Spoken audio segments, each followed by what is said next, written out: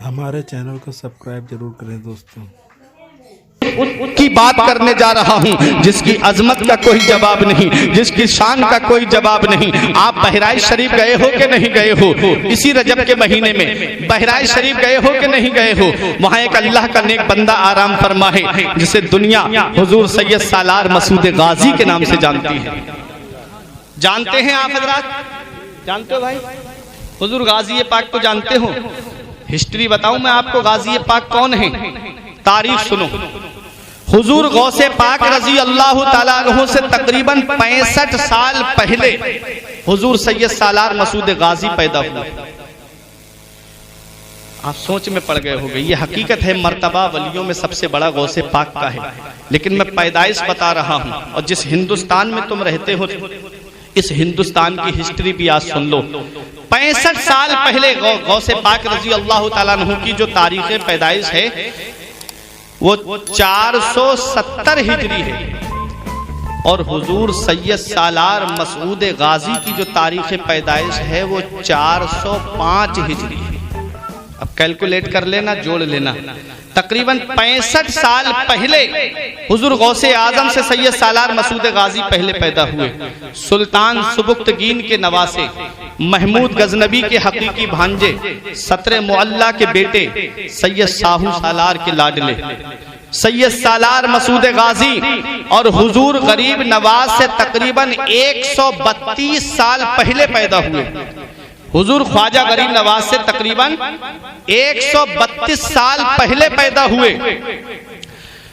और आपकी शहादत 18 साल कुछ महीने में हो गई, यानी 19 साल के करीब थे।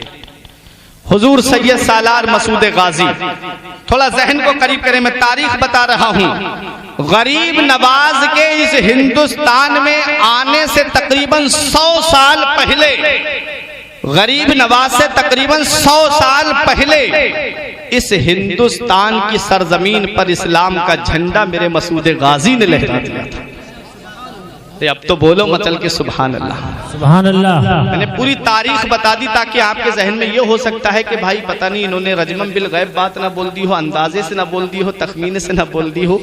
सुनो, 132 साल पहले पैदा हुए गरीब नवाज से, गौसे आजम से 65 साल पहले पैदा हुए। मकाम अपनी अपनी जगह है, मर्तबे अपनी अपनी जगह है, लेकिन इस हिंदुस्तान की सरजमीन पर तकरीबन गरीब नवाज से 100 साल पहले बहराइच की सरजमीन पर अल्लाह का वो मुकद्दस बंदा, महमूद गजनबी का भांजा, सुबुक्तगीन का नवासा, सैयद साहू सालार का लाडला, सत्रे मुअल्ला का नूरे नजर, तारीख जिसे सैयद सालार मसूद गाजी के नाम से जानती है, वो इस हिंदुस्तान की सरजमीन पर इस्लाम का झंडा लहरा गए।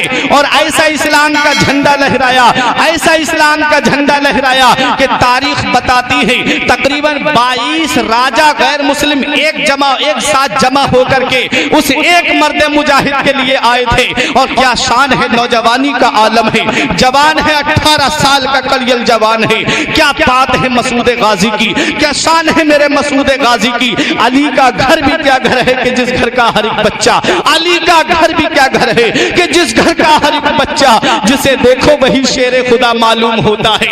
मेरे मसूद गाजी का सिलसिला नसब जो मिलता है वो मौला अली शेरे खुदा के बेटे मोहम्मद बिन हनफिया से जाकर के मिलता है। अली शेरे खुदा के लाडले हैं, अली शेरे खुदा के शहजादे हैं, खून भी जिस्म के अंदर अली शेरे खुदा का दौड़ रहा है। बहराइच की सरजमीन पे खड़े हैं राजा रामदेव भी है, राजा सेहरदेव भी है, राजा रामचरण भी है, बड़े राजा सुहेल देव भी हैं, बड़े बड़े राजा सब एक साथ जमा हो गए।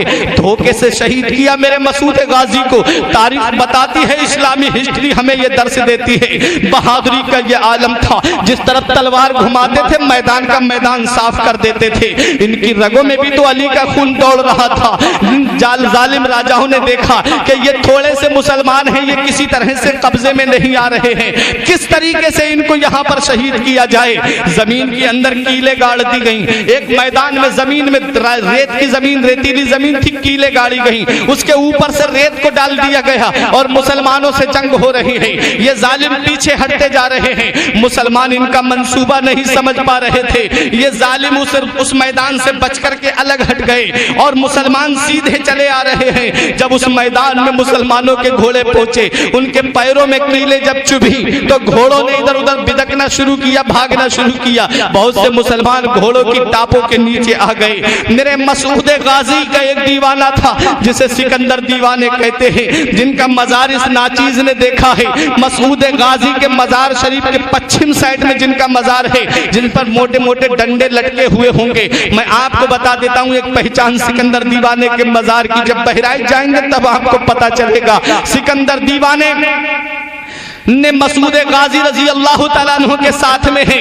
राजा सुहेल देव पहाड़ की आड़ लेता हुआ आया और सैयद सालार मसूद गाजी को धोखे से एक ऐसा तीर मारता है जो आपकी पेशानी पे लगता है और आप घोड़े से नीचे तशरीफ ले आते हैं। एक रिवायत में आया कि हुलकुम पे लगता है और आप घोड़े से नीचे तशरीफ ले आते हैं। मेरे मसूद गाजी के जिस्म पे तीरों के तीर, बहुत ज्यादा तीर लगे हुए हैं।